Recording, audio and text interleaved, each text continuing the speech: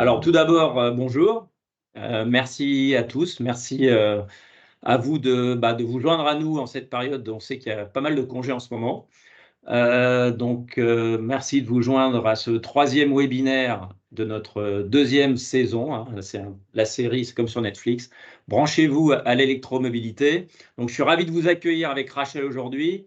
Je la remercie pour toute l'organisation, le suivi de vos inscriptions et aussi sa contribution à la construction des contenus. Donc, merci Rachel. Et on va passer les 45 prochaines minutes à nous poser la question comment réussir son projet IRVE. Alors, nous vous proposons un déroulé en 2 étapes. Alors, tout d'abord, on passera 30 minutes d'exposé, pendant lesquelles vous pourrez d'ailleurs poser vos questions dans le chat. Et ces questions seront reprises par Rachel ensuite, puisqu'on a 15 minutes après qui sont allouées aux questions. 2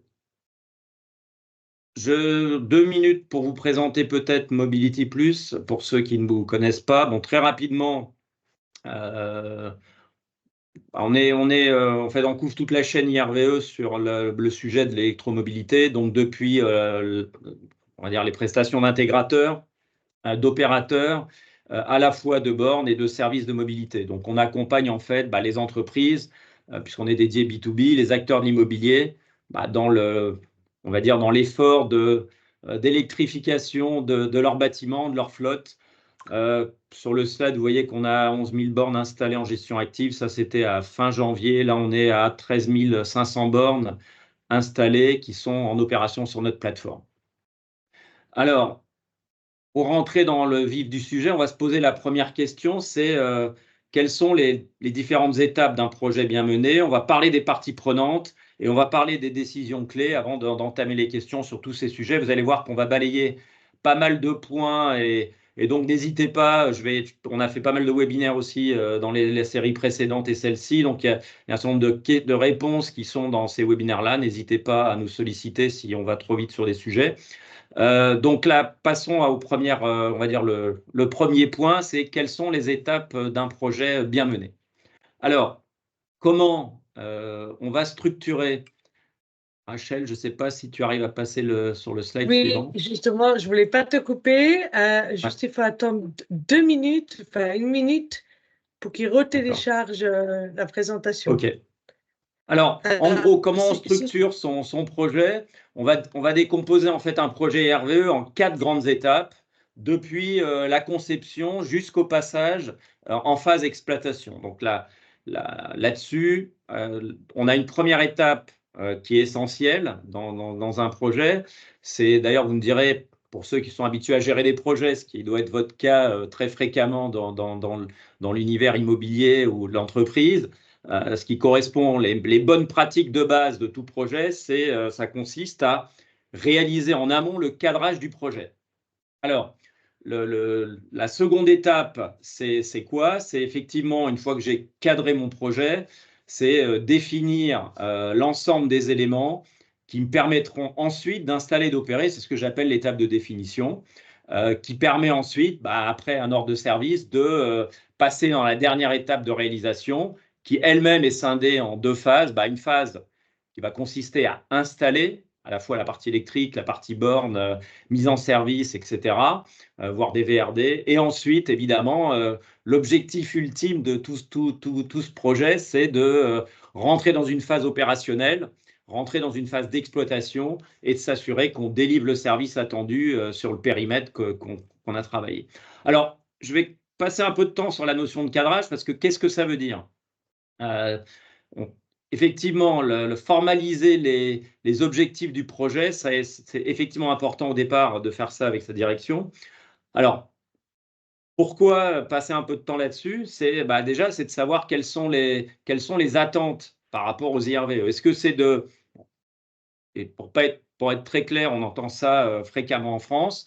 Bon, est-ce que c'est simplement de répondre aux exigences légales, en fournissant un service au coût le plus faible? Bon, on verra après les fameux 5%. Est-il question de favoriser plutôt la décarbonation, rendant la recharge simple, économique pour le maximum d'employés, de visiteurs, de clients, donc de conducteurs susceptibles de fréquenter le site?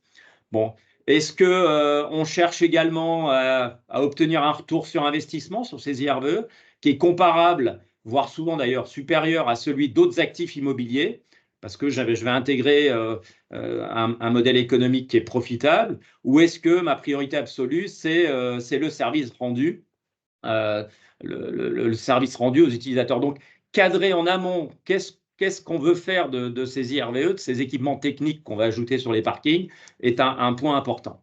Alors, pourquoi il faut aborder ces questions fondamentales et formaliser ces objectifs tout en amont du projet? C'est parce que, évidemment, ça va influencer les décisions relatives à la taille, aux ambitions du projet. Ça va aussi simplifier grandement la prise de décision, aussi bien technique que financière, avec les différentes parties prenantes. Ça va même influer probablement sur la composition même de l'équipe projet et les ressources qu'on va y engager. Alors, on a les objectifs. Un point important, c'est de construire aussi son équipe projet. On le verra après, hein, on va voir quelles sont les différentes parties prenantes à impliquer. Mais ça aussi, c'est le préalable à toute bonne gestion de projet. Et d'ailleurs, quand on dit impliquer des membres d'une équipe, ça ne va pas se traduire par lourdeur et lenteur, mais plutôt d'aller chercher la bonne expertise au bon moment. Et ça veut dire aussi construire l'équipe, ça veut dire identifier les décideurs pour anticiper en amont et ne pas perdre du temps dans le cycle décisionnel et savoir, en fait, au final, en bas de ligne, qui va signer la commande. Point important, la partie planning. Donc, la partie planning, avoir une ambition de date de mise en service des installations, c'est important, ça permet de formaliser un planning enveloppe, hein, souvent on travaille en rétro-planning, et de construire ces différentes étapes et de mettre en place les grands milestones qu'on va avoir à passer. Alors, toute cette phase-là, hein, après on peut parler des contraintes, des risques, des spécificités, donc il y a pas mal de choses, la partie budget aussi, sur la partie projet, mais aussi un pré-budget, on le verra tout à l'heure. Dans cette phase de cadrage, il ne s'agit pas d'y passer des semaines. Il s'agit plutôt de documenter, donc ça c'est de les écrire, ces différents éléments dans un brief que je qualifierais le brief projet IRVE, et qui ensuite, ce brief sert de point de référence tout au long du projet. Évidemment, le brief peut évoluer hein, dans la vie du projet, mais ça doit aller vite, et le but c'est de créer de la dynamique autour du projet et d'enclencher les mécanismes de validation dès le début.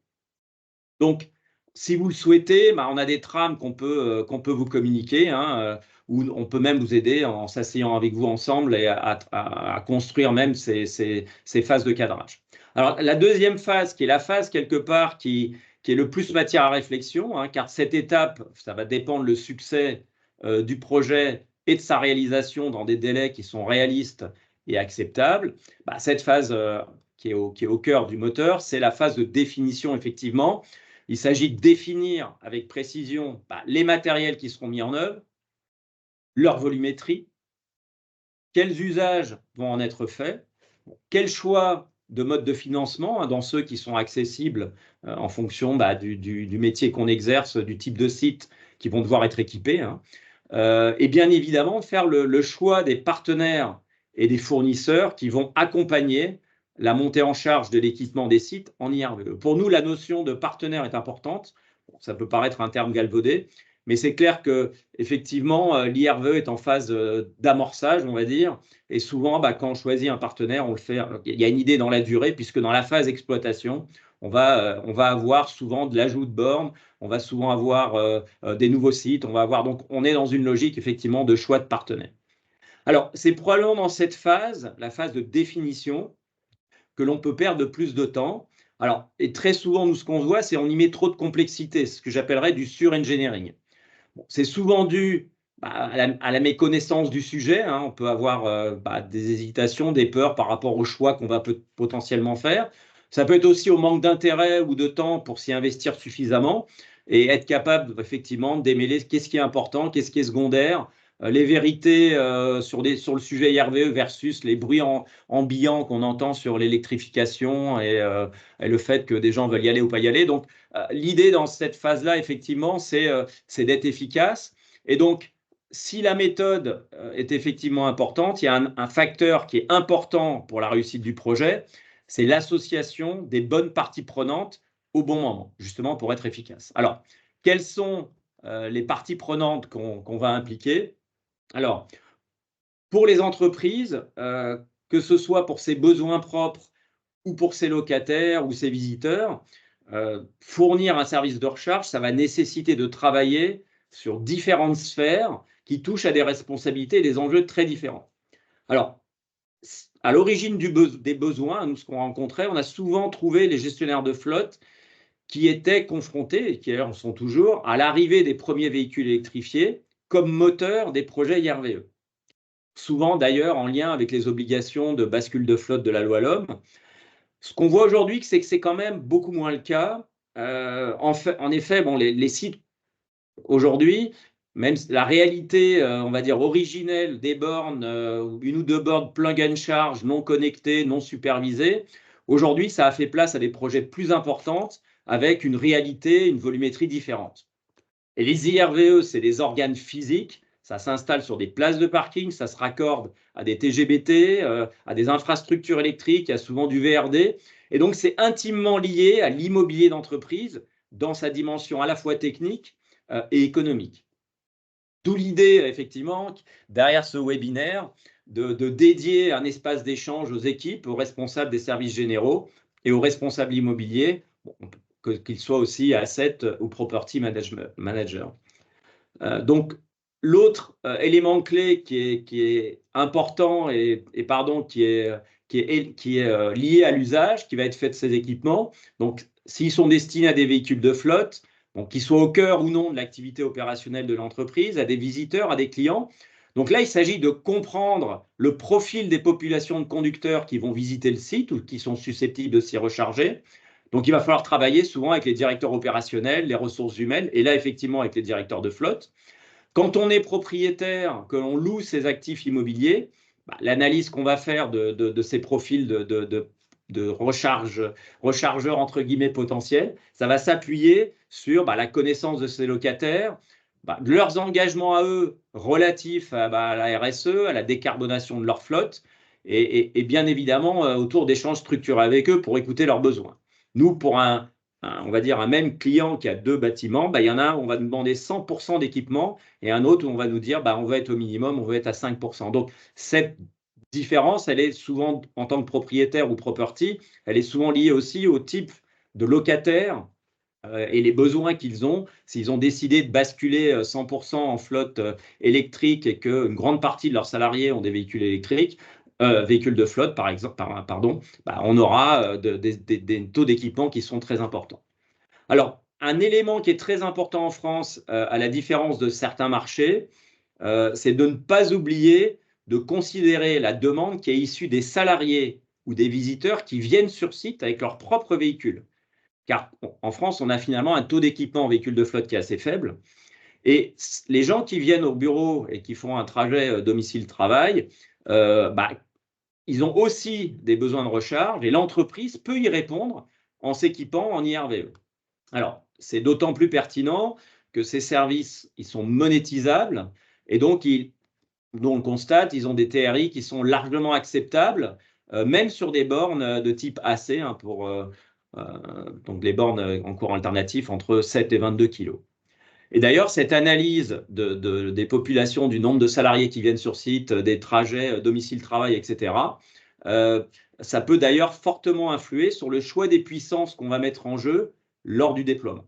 Car évidemment, si on monétise, si on met une borne 22 kg, bon, alors, toutes les voitures ne chargent pas en 22 kg, mais si on met une borne qui est en 22, elle va charger plus vite un véhicule, donc elle va consommer, donc délivrer 3 fois plus de kilowattheures à monétiser. Alors, un autre point évidemment à garder en tête, c'est celui de la réglementation, dans cette partie, on va dire, association des parties prenantes. Sur un bâtiment existant, la loi aujourd'hui, elle est simple. Bon, la plupart des, on va dire, des éléments de texte ont été abrogés. Et en gros, il s'agit d'équiper sur les bâtiments existants une borne de recharge par tranche de 20 places, soit en gros 5% des places de parking en 2025. Pour les indécis, même si nous, notre recommandation, c'est vraiment d'aller vers l'usage qu'on va en faire, et donc de ne pas suréquiper ou sous-équiper, mais d'avoir le bon dimensionnement, ça a au moins le mérite de garder un objectif clair en ligne de mire autour duquel on peut articuler, structurer une première approche.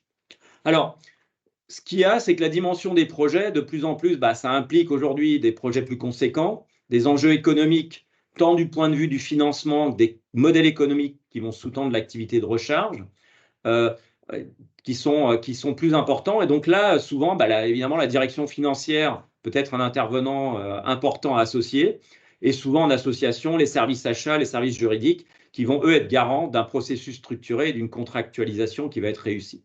Alors, sur les projets aussi complexes techniquement ou à fort volume, nous, c'est pas rare d'y associer des expertises extérieures, un bureau d'études énergie et ou IRVE, une AMO, une MOD, et puis d'avoir aussi toute une batterie d'accords potentiels avec commission de sécurité, bureau de contrôle. Donc effectivement, plus le projet va être gros, plus les parties prenantes à impliquer vont être importantes. Et donc en amont, même dans la phase cadrage, bien comprendre qui on va impliquer à quel moment est très important dans cette phase justement où on va devoir aller vite pour aller définir le projet en détail. Et là-dessus, il y a évidemment un rôle critique qui doit être assumé et que, a priori, je pense que pas mal d'entre vous aujourd'hui ont la charge d'assumer, c'est le rôle du chef de projet IRVE. Alors, ces projets impliquent de nombreuses parties prenantes et donc en amont, le choix du chef de projet IRVE est important car il va devoir orchestrer le projet, il va devoir engager les parties prenantes à bon escient au bon moment, ne pas les sursolliciter, mais en même temps, à la fois recueillir des éléments d'information et leur apporter des éléments d'information pertinentes aux décideurs qui vont être quelque part garants de la fluidité et de la rapidité nécessaire au bon déroulement du projet. Alors, on peut aussi facilement imaginer que plus les parties prenantes sont nombreuses, plus le projet va être long et plus les coûts préalables liés aux études et aux choix importants. Donc, il faut faire très attention, comme je l'ai dit précédemment, à ne pas surmobiliser ou je vais appeler ça ingénérer, et complexifier le processus décisionnel. Passer 3 mois de plus à 4 ou 6 personnes impliquées, même sur des temps très partiels, pour décider si on met 4 ou 6 bornes de recharge ou si on installe des 7 ou des 22 kilos, c'est vraiment totalement contre-productif.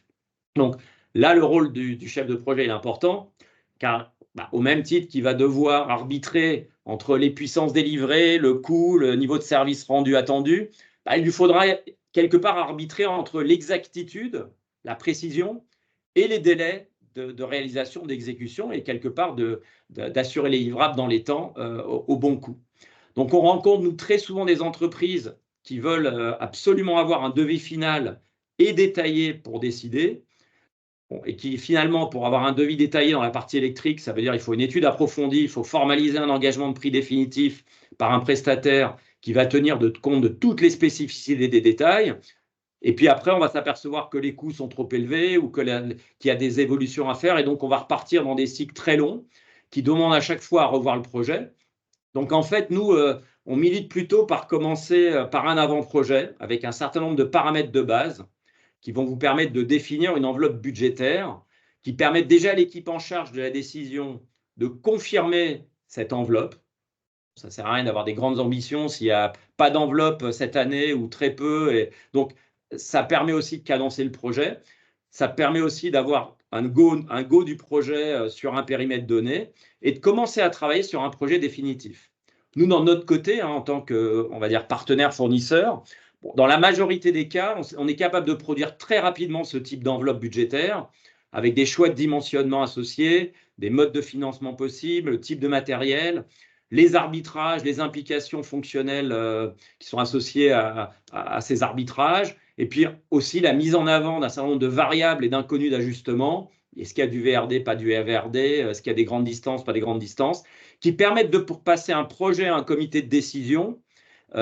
Et on peut souvent gagner, on va dire, au travers de cette méthode, 4 à 6 mois en procédant de la sorte. Alors, cette phase, on va dire, avant-projet sommaire, entre guillemets, ça permet aussi de tester le projet dans sa globalité auprès des décideurs qui vont être impliqués.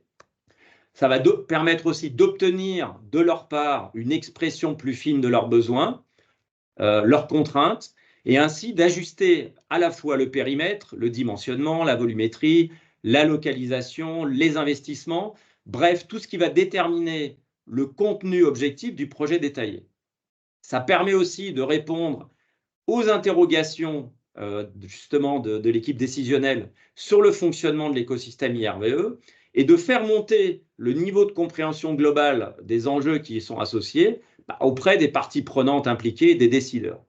Et comme le dit, j'aime souvent inciter notre directeur des opérations, qui n'est pas en ligne aujourd'hui, mais puisqu'il est très sur la mise en œuvre de projets aujourd'hui, qui dit toujours le mieux est l'ennemi du bien. Donc, on vous conseille de faire attention effectivement à ne pas suringénérer toute cette partie-là. Alors, pour réussir son projet, il y a aussi un certain nombre de décisions clés à prendre pour ne pas se tromper. Alors, quelles sont les décisions que nous, on voit comme étant critiques à la fois pour toute la partie préalable à la mise en service de l'installation, mais aussi pour les choix qui seront relatifs ensuite à l'exploitation et le maintien en conditions opérationnelles des IRVE, donc des bornes de recharge et leur fonctionnement. Car au final, tout le but de ce projet, c'est d'avoir des bornes qui sont installées, qui fonctionnent et dont vous entendez parler le moins possible au final. Donc, la première décision clé, c'est évidemment le dimensionnement de l'installation, on en a parlé, en nombre, en puissance. Bon, il s'agit de la combinaison de la partie études amont, études fonctionnelles, études techniques, et en particulier électriques, enjeux réglementaires. Bon, on l'a vu, ce dimensionnement est critique puisqu'il conditionne de manière forte les investissements et dépenses qui vont devoir être engagés. Quand on parle, nous, d'avant-projet qu'on est capable de présenter, en général, on est capable de vous donner pour la typologie de biens, on est capable d'actifs, on est capable de vous dire, voilà, ça va être entre tant et tant d'euros par point de charge. Voilà, donc ça donne déjà une enveloppe, mais c'est vrai que le dimensionnement est critique puisque, en gros, le prix final va être fonction du nombre de points de charge. Alors, ce sujet, il a fait l'objet d'un webinaire précédent. Vous pouvez le retrouver sur notre chaîne YouTube ou vous pouvez contacter Rachel pour qu'elle vous envoie le support. Alors, deuxième choix, c'est évidemment les produits qu'on va mettre en œuvre. Et là, il faut clairement, nous on le dit, avec 13 500 bornes sur notre plateforme, toutes les bornes ne se valent pas. Nous, on travaille exclusivement en B2B, donc on est sur des usages intensifs. Donc la valeur des bornes réside dans leur taux de disponibilité. Ce choix peut paraître d'autant plus complexe du choix des matériels qu'aujourd'hui, il y a une multitude de produits sur le marché. Nous-mêmes, nous sommes sollicités quasiment de manière hebdomadaire par des fabricants de bornes pour nous demander de référencer des bornes sur notre plateforme, etc. Bon, aujourd'hui, avec 13 500 bornes sur la plateforme, on sait précisément celles qui fonctionnent bien, on sait précisément quelles sont celles avec lesquelles vous n'allez pas être ennuyé, quelles sont celles qui vont vous éviter d'avoir des appels de conducteurs mécontents, quelles sont celles qui vont générer des indisponibilités qui sont dommageables sur la qualité du service rendu et perçu, et aussi quelles sont celles qui vont générer des interventions coûteuses. Bon, elles sont coûteuses pour nous, elles sont coûteuses pour vous, donc effectivement, là, il y a un vrai point important, c'est bien choisir ces matériels. Alors, un autre choix important, c'est lié au modèle contractuel qui va être choisi. Bon, est-ce que je vais faire appel à un intégrateur qui va me fournir une solution complète et clé en main? Nous, c'est ce qu'on est capable de délivrer. Est-ce que je vais contracter en lots séparés? Et quelle articulation entre la partie travaux électriques, génie civil, et fourniture et mise en service des bornes et exploitation? Donc là, passer dans ce mode de lots séparés, ça va dépendre de votre accès effectivement à des électriciens qualifiés IRVE qui sont compétents. Vous avez peut-être en interne la capacité à assurer la coordination d'intervenants en lots séparés. Dans votre métier immobilier, vous avez souvent une multitude d'intervenants sur vos actifs, sur vos bâtiments, sur vos infrastructures immobilières. Donc peut-être que vous avez la capacité à recourir à des fournisseurs de confiance sur des sites sur lesquels vous avez, sur lesquels vous avez l'habitude de travailler. Donc, chez nous, dans une approche solution, puisque notre métier, c'est d'apporter des solutions, on peut tout à fait comprendre. Et d'ailleurs, on a d'ailleurs récemment publié une étude de cas chez un client avec qui on a vécu exactement ça. Un même client qui est présent sur plusieurs sites à l'échelle nationale, il peut gérer un portefeuille d'actifs immobiliers qui sont très différents. Je peux avoir des usines, je peux avoir des entrepôts logistiques, je peux avoir du tertiaire, je peux avoir des actifs qui accueillent du public. Donc, ils ont tous une histoire. Si je suis propriétaire, il y a des durées de baux différents, il y a des locataires différents. Hein. Bon, ils ont une topographie, une destination, une occupation différente. Donc, on comprend ces enjeux et ça veut dire qu'il faut avoir une capable, éventuellement, même sur un même périmètre client multisite national, d'avoir une approche différenciée au niveau de la contractualisation sur chaque site. Un autre point, c'est est-ce que je vais faire un appel ouvert au marché? Est-ce que je fais un appel d'offres restreint? Est-ce que je traite de gré à gré avec un ou des fournisseurs ou partenaires choisis? Ça, c'est une question d'approche d'entreprise du point de vue de la culture achat. C'est aussi lié aux enjeux économiques qui sont liés aux projets qui vous occupent. Bon, en fonction de la taille des projets équipés, bon, aller vite et faire simple, ça peut être une option rentable, ça peut éviter des délais très longs. Et on va pas nécessairement gagner beaucoup. Bon, un mètre de câble, c'est un mètre de câble. Il y a des choses qui sont assez simples à benchmarker. Et quand on travaille dans l'immobilier, on a un certain nombre de référentiels. Et donc, on peut aller vite sans avoir recourir à des modes, on va dire, à des choses très complexes quand les périmètres ne sont pas trop importants. Alors, une autre décision qui est importante, c'est la partie mode de financement.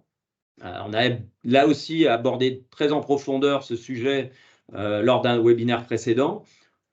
Là, l'arbitrage, c'est d'un côté, je garde totale liberté et contrôle sur mes IRVE, c'est au prix d'un investissement propre ou alternative, recours au mode locatif, versus faire appel à un tiers investisseur quand la situation le permet. Ça, c'est une décision importante.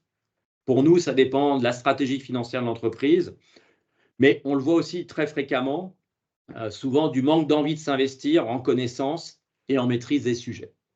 Alors, un autre point sur lequel les décisions sont importantes, alors elles sont pas nécessairement, c'est pas nécessairement des décisions qui sont uniques et qui sont monolithiques sur un ensemble d'actifs, hein, comme on l'a vu tout à l'heure, les actifs peuvent être différents, mais comprendre les modèles économiques à cette disposition.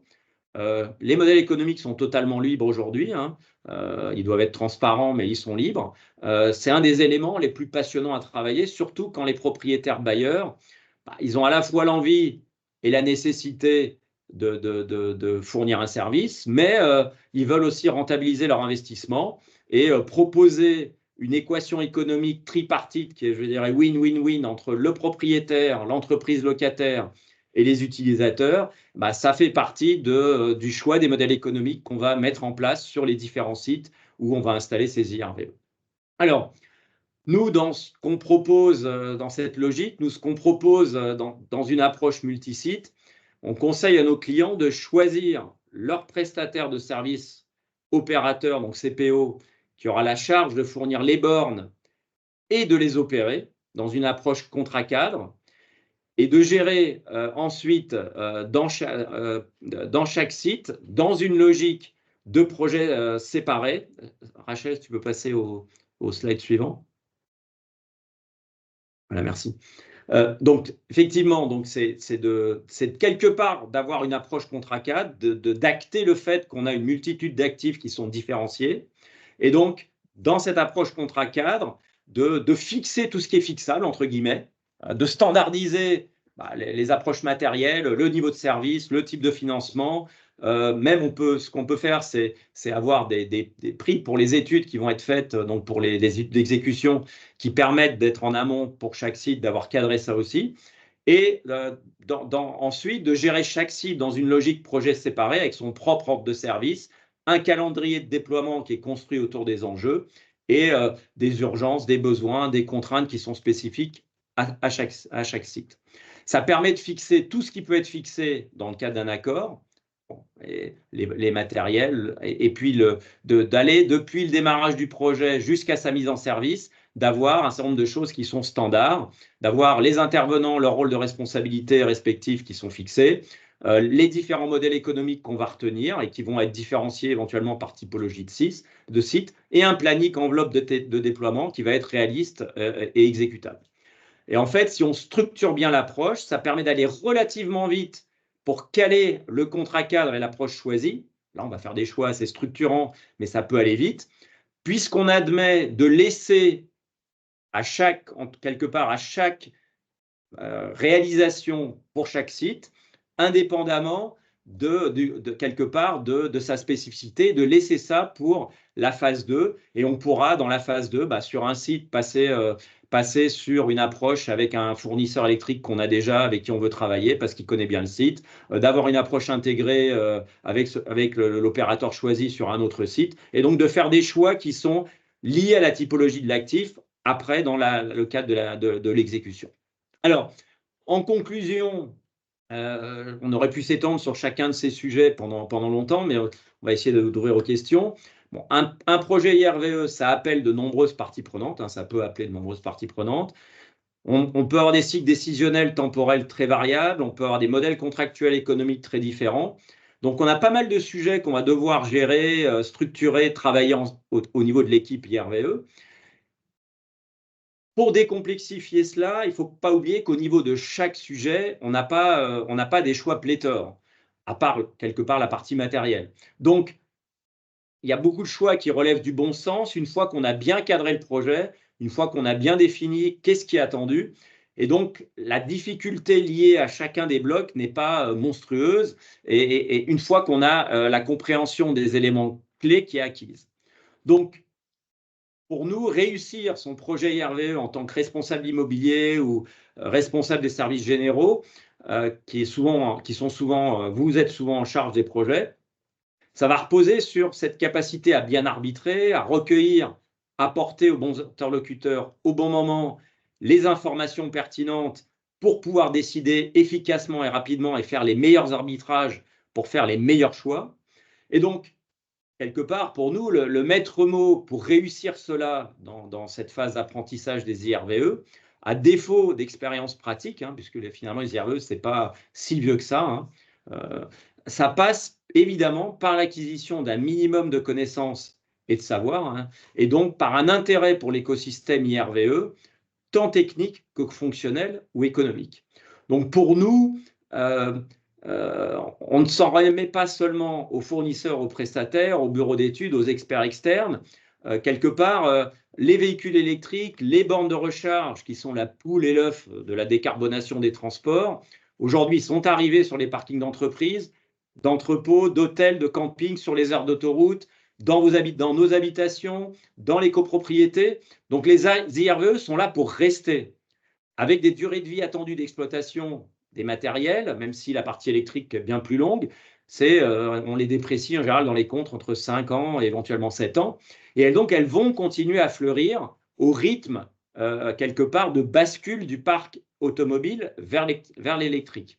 Alors, que cette accélération, il y a beaucoup de débats, de posts et de discussions là-dessus, mais que cette accélération se stabilise, qu'elle accélère ou qu'elle ralentisse, en tant que responsable d'un parc immobilier, faire l'économie de la connaissance et de la bonne maîtrise de cette nouvelle classe d'actifs technologiques qui va valoriser des dizaines, des centaines ou des milliers de places de parking, ça nous semble aujourd'hui peu concevable pour des responsables qui ont la charge de gérer, d'exploiter et de valoriser ces actifs immobiliers des entreprises.